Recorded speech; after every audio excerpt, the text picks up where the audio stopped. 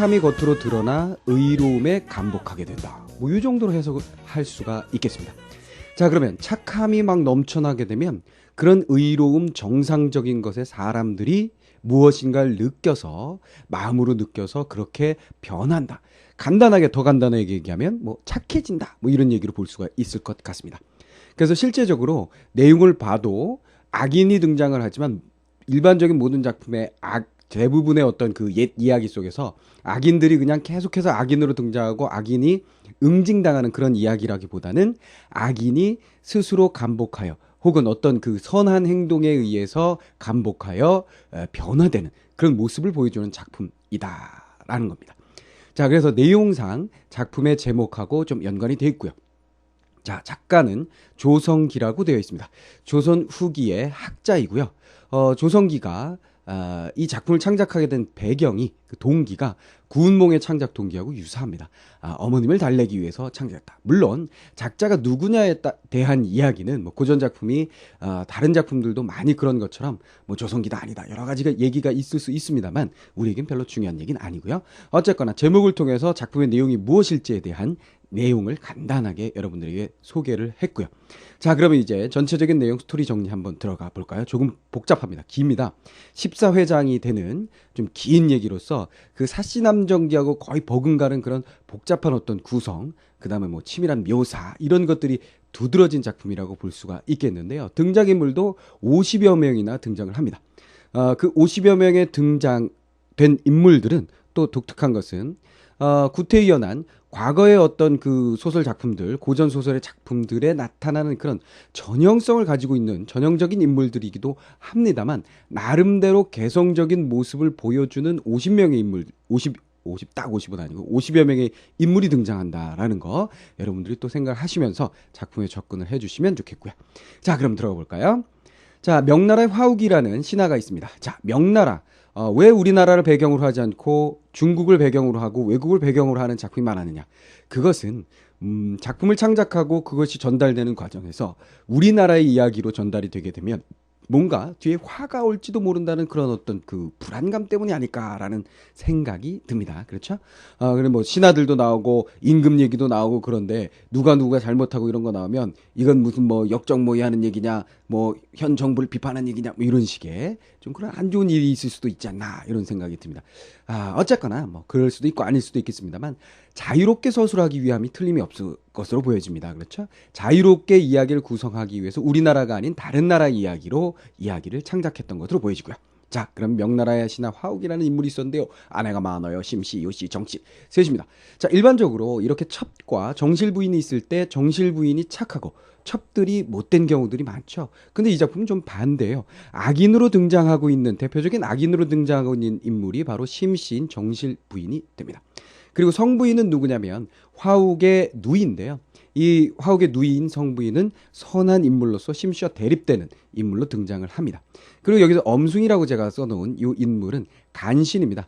간신배로서 화욱이 신하로서 활동을 하다가 이 간신배가 득세하는 꼬라지를 보고서요. 에이 못 살겠다. 그래도 고향으로 돌아오게 된다라는 이야기가 나옵니다. 자, 그래서 엄숭 계속해서 뭐 중요한 악인으로서의 역할을 합니다. 뒤에까지 중요한 역할을 하고 나중에 응징되기도 하고요. 자, 그러면 명나라 신하인 화욱은 심씨, 요씨, 정씨가 아내가 있었는데 심씨는 춘을 낳았고 요씨는 빙선을 낳았고 정씨는 진을 낳았습니다. 빙선은 여자아이고 춘과 진은 남자아이입니다. 자, 그런데 빙선과 진은 굉장히 마음에 드는 착한 아이들이에요. 그렇죠? 요씨와 정씨도 참 현숙한 아내들입니다. 특히 여기서 요씨가 빙선을 낳고 죽으면서 정씨에게 딸을 맡기자, 딸을 부탁하자 마치 정씨는 자신의 배가 아파서 낳은 아이처럼 잘 돌봐주죠. 그 모습이 너무 예뻐서 화욱은 정씨를 굉장히 아끼게 됩니다. 그 꼬라지를 보니 심씨가 마음이 뒤집히죠. 더군다나 춘이라는 이 아들은 애가 또 마탱이 가네예요. 그죠? 행실이 바르지 못한 그런 녀석입니다. 그리고 꿈을 꾸고 정씨가 진을 낳게 되는데 정말로 대단한 아이를 낳게 되죠. 그러다 보니까 화욱의 관심은 요씨와 정씨 그리고 그의 아들인 또 딸인 빙선과 진에게만 가 있고 춘을 외면하게 됩니다.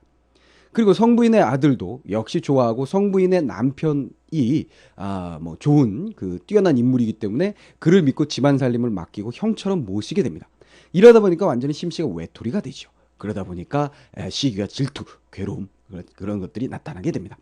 자, 그래서 정리해보면 결국은 화욱은 심씨와 춘을 제외한 다른 사람들에 대한 편애를 하게 됨으로써 심씨가 불만을 갖게 됩니다. 그러나 성부인이 화욱은 뭐 바깥으로 왔다 갔다 한다 치더라도 성부인이 집안에 또 버티고 있으니까 고모죠. 그렇죠. 아이들에겐 고모가 되죠. 성부인이 집안에 또 버티고 있으니까 불만을 표출하지 못하고 시간이 흘러갑니다. 자, 그러던 중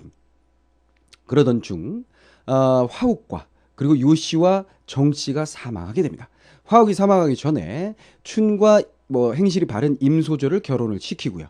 그 다음에 진은 윤소조, 남소조, 빙소는 유공자와 결혼할 것을 약조하고 그리고 나서 죽게 됩니다. 그리고 나서 이제 화욱이 사라지게 되고 요씨, 정씨가 사라지니까 결국은 누가 남습니까? 심씨하고 성부인은 남게 되죠. 그럼 심씨와 춘의 세상이 될 수도 있습니다만 아까도 말씀드렸던 것처럼 성부인의 견제가 좀 심합니다. 그러다 보니까 심씨가 눈치를 보다가 성부인 나간 사이에 빙선과 진을 막 체벌하고 괴롭히고 그럽니다. 그러다가 성부인이 돌아와서 이 여인들과 남자아이들과 이제 빙선과 진을 혼인을 시키게 됩니다. 그리고 나서는 심씨와 춘은 이제 빙선과 진뿐만이 아니라 윤소조와 남소조까지도 괴롭히게 되죠. 특히 춘은 남소조를 독살하려고 한다든가 혹은 윤소조를 그 엄숭이라는 이 간신배의 자식에게 뭐 첩으로 보내려고 한다든가 뭐 이럽니다. 물론 그러기 위해서는 누가 없어야 됩니까? 바로 남편인 진이 없어야 되겠죠. 진은 또 엄숭에게 진이 이제 과거에 이제 과거 시험에 급제해가지고 벼슬을 하게 되니까 엄숭에게 싸바싸바 해가지고 얘를 또 이제 유배를 보내기도 하게 되는 것이죠. 자, 그래서 어쨌거나 이런 인물들, 선한 인물들이 사망하게 되자 심씨와 춘의 악행은 더욱더 극심한 형태로 나타나게 됩니다. 거기다가 춘은 범한과 장평이라는 불량배들까지 어울리면서 그들과 함께 악행을 저지르게 됩니다. 그러다 보니까 임소조인 착한 부인 마음에 안 들죠. 그래서 어떻게 합니까? 이 여자를 모함해서 쫓아내고 조씨, 아주 간악한 여인입니다. 악인으로서 또다시 등장하죠. 조씨를 아내로 맞이하게 되죠. 자, 간단하게 헷갈리기 쉬우니까 악인을 정리해보면 심씨와 춘, 그리고 엄숭, 국가적인 악인이죠. 그리고 내부적인 악인이라고 볼 수가 있겠고요. 가정 내는 아니고 사회적인 악인이라고 볼 수 있겠습니다. 그리고 가정 내부에 또 다른 악인 조씨가 등장하게 되는 거죠. 나머지 인물들은 선인으로 여러분들 보시면서 지금 정리를 하시면 되겠고요. 자, 그렇게 괴롭히다가 결국은 아까 말씀드렸던 것처럼 춘이 윤소조를 이렇게 보내려고 해요. 시집을 딴 데로 막 보내버리려고 하니까 그 윤소조의 동생이 암행어사가 되어가지고 딱 나타나가지고 이런 그 악당들을 벌하게 됩니다. 그리고 유배를 간 진은 한편으로 좋은 선생님을 만나가지고 도술과 병법을 익힙니다. 그래가지고 그때 해적들을 진압하게 됨으로써 중앙에 다시 관직을 얻게 되고 영웅이 되게 됩니다. 그리고 나서 춘 이런 인물들은 다시 이제 죄를 지은 것이 밝혀지게 되면서 벌을 받게 되죠. 그런데 그런 상황에서도 이 진이란 인물은 그런 형을 대신하여 자기가 벌을 받겠다 하면서 용서를 대신 조정에 구하게 됩니다. 그런 선행들이 계속됨에 따라서 물론 여기 앞에 심씨와 춘이 계속해서 빙선과 진을 괴롭힐 때도 이 나쁘다고 욕을 한다기보다는 오히려 조목조목 설명을 하고 매를 맞아도 억울하다 소리를 하지 않고 참고 인고하는 모습을 보여줍니다. 그것이 바로 창선이 되겠죠. 선함이 막 겉으로 드러나는 그런 부분이 될 겁니다. 역시 진이 형 대신 자기가 벌을 받겠다. 이것도 선함이 드러나는 장면이 되겠죠. 그러다 보니까 심씨와 춘이 나중에는 결국 뉘우치게 되고 온 가족이 화목한 결말, 즉 해피엔딩, 닫힌 결말을 맞이하게 되는 거죠. 자, 내용은 굉장히 길고 복잡한 것 같습니다만은 악인과 선인과의 대결, 그 악인과 선인은 사회적인 악인과 국가적인 악인, 사회적인 악인과 그리고 집안에서의 악인들로서 구성이 되고 있고요. 그 악인과 선인들의 대립구도에서 결국은 어떤 악인들은 응징이 되게 되고요. 어떤 악인들, 엄숙이나 범한 장평과 같은 악인들은 응징이 되게 되고 또 어떤 악인, 심씨, 춘과 같은 악인들은 결과적으로 뉘우침으로써 선인으로 탈바꿈하게 됩니다. 근본적으로 인간의 심성이 착할 수 있다는 성선설에 기반한 것으로 볼 수가 있겠습니다. 여기서 악인 중에 하나 조씨. 이 여인은 또 바람 나가지고 또 쫓겨나게 되는 그런 결말을 맞게 되고요. 자, 그럼 전체적인 스토리 이해됐죠? 악인과 선인이 있고 악인이 선인을 괴롭힌다. 그러나 선인이 참고 인내한다. 그러다 보니까 악인들도 뉘우치게 되더라. 뭐 이런 스토리입니다. 전체적인 얘기를 설명드렸고 그러면 부분적으로 한번 들어가 볼까요? 정부인은 쑥덕이 있고 요부인은 불행하게도 일찍 세상을 버렸는데, 자, 정부인 누군지 알죠? 기억납니까? 그렇죠. 빙선의 어머니가 되겠습니다. 요부인은 불행하게도 잘못 말씀드렸군요. 정부인은 누구? 그렇죠. 진의 어머니가 되고요. 요부인이 빙선의 어머니가 됩니다. 불행하게도 일찍 세상을 버렸는데 요부인은 임종 때 그 여자의 소산인 딸 하나 빙선을 정부인에게 부탁했고, 정부인이 이 딸을 잘 보호하고 교훈하기를 친소생이나 다름없이 하는지라 화군이 때문에 더구나 정부인을 애중히 여기더라. 자, 요 단락에서 핵심은 뭘까요? 그렇죠. 화욱이라는 인물, 핵심적인 인물로서 등장하는 아버지가 뭐합니까? 정부인이 쑥덕이 있고 요부인의 여식을 잘 포살펴 줌으로써 그를 어떻게 합니까? 그렇죠. 애지중지 사랑하더라가 핵심이 되겠죠. 선인이 선인을 사랑하는 구조죠. 가정 25년 봄에 화욱은 묘한 꿈을 꾸었는데 옥기린이 품에 든 것이더라. 자, 태몽이죠. 과연 이달부터 태기가 있기 시작한 정부에는 잉태 14개 사내 아이를 낳았으니 아이는 골격이 대단하고 울음소리가 또한 웅장한 기남자여서 공은 이 아이를 기뻐하고 매우 기특하게 여기더라. 역시 뭡니까? 여기서도 마찬가지. 화욱은 누구를 기특하게 여기더라? 그 아이를 기특하게 여기더라. 그 아이는 누구의 아이? 바로 정부인의 아이였죠. 자, 그럼 정부인 좋아해? 정부인의 아이 좋아해? 계속해서 선인을 좋아하는 거죠. 그러다 보면 왕비침 누가 됩니까? 그렇죠. 첫째 부인이 왕비치게 되는 것이 되겠습니다. 자, 그리고 여기서 보면 이 아이의 성격은 일반적인 고전소설에 등장하는 뛰어난 인물과 뛰어난 능력을 가진 아이로 보여지죠. 제자 가인에 속하는 전형적인 인물로 그려지고 있습니다. 알겠죠? 이때 화욱이 누이가 있었으며 누이는 태상경 성염의 아내였고 성염은 일찍 과거하여 처남과 한 집에 살았으며 이 성염이란 자가 위인이 현명강직하고 집안 다스림이 또한 법도 있어서 화욱은 이 매부를 섬기기를 엄형과 같이 하더라. 자, 앞에서 말씀드렸던 거죠. 집안일을 모두 그에게 맡겨버리고 그의 말을 잘 들었으며 또 성염의 아들 준이라는 놈이 기이한 재주가 있어서 화욱은 그의 면학을 주장하고 공부를 권장하기까지 하더라. 역시 마찬가지네요. 화욱이 이번엔 누구를요? 그의 매부를, 그리고 그 매부의 아들을 좋아하더라. 이렇게 돼 있죠. 그렇다면 화욱은 계속해서 정부인과 정부인의 아이 이들을 사랑하는 구조입니다. 그렇죠? 선인이 선인을 사랑하고 있는 구조. 그러다 보니까 마지막 뭐죠? 원비 심씨, 정부인인 심씨는 남편이 자기 소생은 사랑치 아니하고 정씨수생만 사랑하는 자라 언제나 은근히 이를 질투했으므로 엄숙한 남편과 또 현명강직한 성부인 내외가 두려워서 감히 어찌하지 못하고 있더라. 굉장히 삐쳤으나 그러나 질투가 나지만 어쩔 수 없었다, 이런 얘기겠죠. 마지막 단락은 핵심 인물이 바뀝니다. 심씨는 어떻게 했다고요? 질투했다. 무엇을? 이 앞에 나와 있는 사건 전말에 대해서 질투했습니다. 그러나 어쩌지 못하고 억누르는 상태, 그 억누름이 언젠간 빵 하고 터지게 되는 것이죠. 자, 그래서 이 부분의 핵심 얘기는요, 인간관계, 선인과 악인의 관계에 대한 정리 부분이라고 보시면 되겠네요. 화욱의 관심이 다른 식구에게만 가자 심씨는 질투하지만 어쩌지 못했습니다. 왜냐하면 성부인 때문에, 고모 때문이 되겠죠. 자, 그 다음 단락 들어가 볼까요?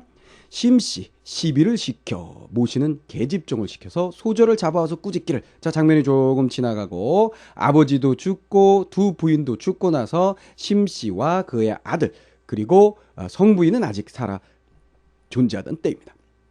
내년이 감히 흉심을 품고, 소저는 여기서 빙선을 이야기하는 거고요. 흉한 마음을 품고서 진이와 함께 장자의 자리를 빼앗고 나를 제거하고자 천한종 취선과 모의한 것이 아니냐. 자, 이게 무슨 말이에요? 장자의 자리라는 건 누구의 자리를 얘기하는 거죠? 그렇죠. 바로 첫째 아들, 바로 심씨의 아들의 자리를, 춘의 자리를 넘보고 있구나, 이런 얘기가 되겠죠. 갈등의 핵심 요소가 되겠습니다. 이 장면에서 갈등의 핵심 요소, 심씨가 주장하는 것은 너희들은 장자의 자리를 노리고 있구나, 얘네들은 또 뭐예요? 아니에요, 이거겠죠. 자, 하니 소저가 당혹하여 말도 못하고 구슬 같은 눈물만 흘릴 따름이라. 심시 또 화진공자를 오라 하여 마당에 꿀리고 큰 소리로 죄를 묻기를 내 이놈 지나 내가 성부인의 위세를 빙자하고 선친을 우롱하여 성친은 누군지 알죠? 화욱 돌아가신 아버지 우롱하여 적장자의 자리 적장자 누군지 알죠? 장남 춘의 자리를 빼앗고자 하나 하늘이 돕지 않는 대사가 틀어졌더니 하늘이 돕지 않아서 네가 하려고 하는 일이 잘 안 됐지 이놈 새끼야. 도리어 요망한 노위와 흉악한 종과 함께 불축한 불축 예측할 수 없다 뭐 이런 뜻인데요. 여기서는 불건전한 아주 안 좋은 일을 의미한다라고 보시면 되겠습니다. 그렇죠? 그러니까 괘씸하고 엉큼한 행위 정도, 괘씸한 행위 정도로 해석하시면 되겠고요. 하니 공자가 통곡하여 우러러 여짜오되 사람이 세상에 남에 오륜이 중하고 오륜 중에 부자지간이 더욱 중하니 부친과 모친은 한 몸이라. 아버지는 돌아가셨지만 당신은 나의 어머니 아닙니까? 큰어머니 아닙니까? 진짜 어머니 아닙니까? 물론 배 아파서 나신 어머니는 아니지만 소자 선친의 혈육으로 모부인을 가까이 모시고 있는데 어찌 이런 말씀을 하시나이까? 당신을 잘 모시고 있는데 왜 이래? 너희가 비록 취선과 말하긴 하였으나 취선은 여기서 누굴 얘기하는 거냐면 앞에서 얘기한 종을 얘기합니다. 그죠? 취선과 모한 것이 아니냐 친한 종. 그죠? 그러니까 취선하고 그 다음에 그 빙선하고 이야기를 하면서 울었어요. 왜 그러냐면 취선이 심씨하고 춘하고 워낙에 악행을 자행하니까 악행을 저지르니까 아우 참 저 큰 어르신이 계셨을 땐 화욱 어르신이 계셨을 땐 괜찮았었는데 이건 좀 너무한 것 같아요. 그러면서 또 옛날 생각 나고 그러니까 이제 그 빙선도 눈물을 뚝뚝뚝 흘리고 그랬었죠. 그것을 또 계집종이 또 심씨에게 일러 고해 바치게 됩니다. 그러니까 이걸 아주 기회를 삼아가지고 확 주리를 틀라고 그러는 거죠. 자, 누이가 비록 취선과 말하긴 하였으나 사사로운 정을 나눔이 큰 죄 아니고 혹 원망하는 말이 있어서 취선이 하였지 누이가 하지 않았으니 누가 빙선이 하지 않았으니 바라건대 모치는 측은지심 불쌍히 여기는 마음이죠. 측은지심 측은한 마음 측은하게 여겨 나는 너를 불쌍하게 여기는 마음을 베풀어 주세요. 이렇게 얘기하죠. 자, 그렇다면 여기서 핵심적인 갈등은 누구와 누구의 갈등인가요? 그렇습니다. 심씨와 그 다음 누구 여기 나와 있는 그 소저 그죠? 빙선과 그 다음에 공자, 화진공자 사이의 갈등이라고 볼 수가 있겠습니다. 그 갈등의 핵심 요소는 장자의 자리를 빼앗고자 한다라는 것이 되겠죠. 무슨 말인지 알겠죠? 심씨 너희들이 장자의 자리를 뺏으려고 그러지? 소조와 화진공자 아니에요. 천부당 만부당합니다. 인륜에 그렇게 돼 있지가 않습니다. 오해이십니다. 이런 얘기가 되겠죠. 물론 심씨는 꿍꿍이가 있었습니다. 그렇죠? 자, 그럼 여기 정리해 보면요. 자, 심씨는 빙선과 진을 모함하고 진은 이에 대하여 해명한다. 자, 이런 부분이 항상 등장하게 되면 중요한 것은 항상 인물과 서사문학을 정리할 때는 인물과 그 인물이 무엇을 하느냐 갈등 요소가 무엇이냐죠. 이 부분에선 심씨와 빙선과 진 사이의 갈등 그 갈등의 핵심 요소가 무엇이냐 정리하는 것이 중요할 수밖에 없고요. 그렇죠? 그 다음에 여기서 뭐예요? 화욱이 어떤 행동을 하기 때문에 그것이 결국은 심씨에게 갈등 요소가 된다. 이런 것들을 정리하는 것이 소설을 잘 읽는 방법입니다. 그래서 단락별로 정리하면서 여러분들에게 일단은 첫 단계는 내용을 좀 이해하고 전체적인 긴 얘기를 짤막하게 몇 부분을 잘라서라도 소개를 해드리면서 여러분들이 이 작품에 좀 친숙하게 하는 것이 첫 번째 가장 큰 목표겠고요.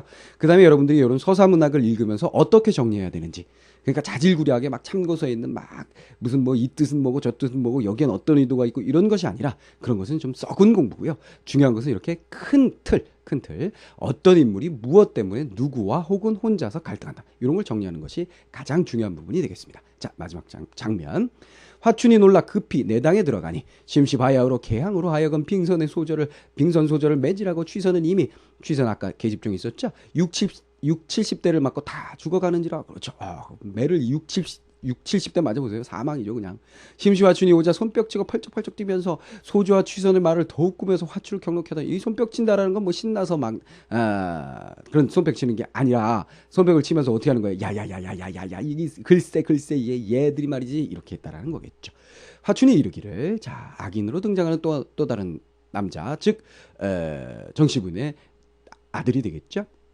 소자 이미 친이 남매가 이 같은 마음을 품었음을 알고 있었으나 둘이 고모와 합심하였으니 형세로는 지금 당장 제거하지 못합니다. 자, 뭐예요? 고모가 큰 세력이죠. 그러니까 악인들에게 있어서는 이 고모라는 존재가 장애 요소로서 역할을 하고 있고요. 그죠? 선인을 지키고 악인을 막는 방패 역할을 하고 있습니다. 자, 아까 유생이 이미 이 변을 알고는 얼굴빛이 좋지 않았나 않았나이다. 자, 유생이라고 하면 아까 말씀드렸죠. 처음에 누구의 빙선의 남편감으로 점지가 되어 있는 상태입니다. 근데 이 집에 놀러 왔다가 이렇게 어머니에게 그 심씨에게 막 혼나는 모습을 보면서 화춘을 찾아가지고, 선생님들 이름이 너무 많으니까 헷갈려요. 그렇죠? 춘을 찾아가지고 발길을 빵 걷어차면서, 야, 인마, 새끼야, 네 동생들 지금 죽으려고 그래. 뒷골아지가 왜 이러냐? 라고 하고 갔거든요. 그래서 유생이 이미 알았으니, 혹시라도 이런 이야기가 잘못된 이야기잖아요. 바깥으로 세면 안 된다. 이런 얘기겠죠? 또 고모께서 머지않아 돌아오시면 반드시 크게 꾸짖으실 것이니, 이번엔 의당 참고 때를 기다리소서. 자, 화춘의 주장이 뭔지를 아세요? 그렇죠? 의견 대립이 있습니다. 이런 거 잘 정리를 하셔야 됩니다. 참고 때를 기다리소서. 그 근거는 무엇이냐? 고모가 있지 않습니까? 그 다음 뭐예요? 유생. 그죠? 빙선과의 혼약한 유생이 이 사실을 알고 있습니다. 이것이 되겠습니다. 심씨가 땅을 두드리며 파락하기를, 성씨집 늙은 과부가 내 집에 운거하여 생각이 음흉하니 반드시 우리 모자를 죽일지라. 말도 안 되는 소리겠죠. 내 위로 힘이 모자라나 그 늙은이와 한판 붙어버리라. 뭐요? 지금 앞뒤 물불 안 가리고 끝장을 내겠다라는 태도로 덤벼들고 있습니다. 유생은 남의 집 자식이라 어찌 우리 집안의 일을 알리오. 자, 지금 화춘이 된 근거 두 가지에 대한 얘기죠. 고모가 있다지만 내가 이번 참에 남의 집에 와가지고 그 까불고 있는데 내가 응징하겠다. 그리고 유생, 그 남의 집 자식인데 뭔 상관이 있느냐.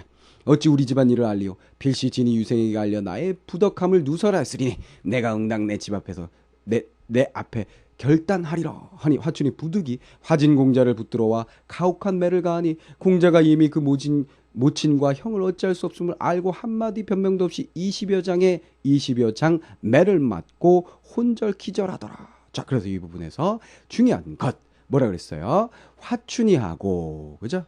화춘이하고 심씨 사이의 갈등, 즉 대립입니다. 의견의 충돌이죠. 그죠? 고모와 그 다음에 유생에 대한 다른 판단이 되겠고요. 그거 부분을 여러분들이 기억을 해주시는 것. 그 다음에 이런 속에서도 화진공자와 그 다음에 빙선이 어떻게 한다고요? 어찌할 수 없음을 알고 변명도 없이 그저 때리는 매를 맞더라. 이런 태도.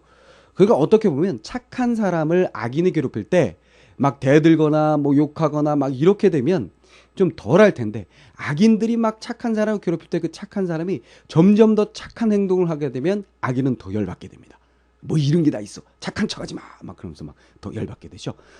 그런 단계에 머물 수도 있겠습니다만, 나중엔 이런 선함이 겉으로 드러나면서 이들 화춘과 심씨도 결국 뉘우치게 된다라고 말씀을 드렸죠. 자, 그러면 화춘과 심씨의 대립, 그 다음에 진과 그 다음에 빙선의 태도, 요것을 정리를 잘 해주면 되는 그런 부분이 되겠고요. 자, 그럼 마지막 장면. 춘의 만류에도 심씨는 빙선과 진을 벌하고 진남매는 변명 없이 당한다. 자, 가장 핵심적인 얘기들이에요. 스토리를 정리해보면 가장 중요한 것이 나오게 됩니다. 그렇죠? 춘과 심씨가 결국은 대립했었다. 심씨가 이겼다. 그렇죠? 그 다음에 진남매는 맞았다. 변명 없이 당하기만 한다. 착한 아이들이다. 이런 핵심들이 그대로 잘 정리가 되시면 문제를 푸는 데 큰 어려움이 없으리라고 보여집니다. 자, 그러면요, 전체 작품에 있어서 가장 중요한 내용을 한번 정리를 해보는 시간을 갖도록 하겠는데요. 자, 여기서 핵심적인 인물, 선한 인물로서 진과 빙선이 등장을 하게 되는데요. 이들은 충효를 일삼고 권선을 보여주는 인물이라고 볼 수 있습니다. 진이 특히 그 유배를 가가지고 도술과 병법을 배워가지고 그 해적들을 물리쳐서 나라를 위한 공을 세운다 그랬죠.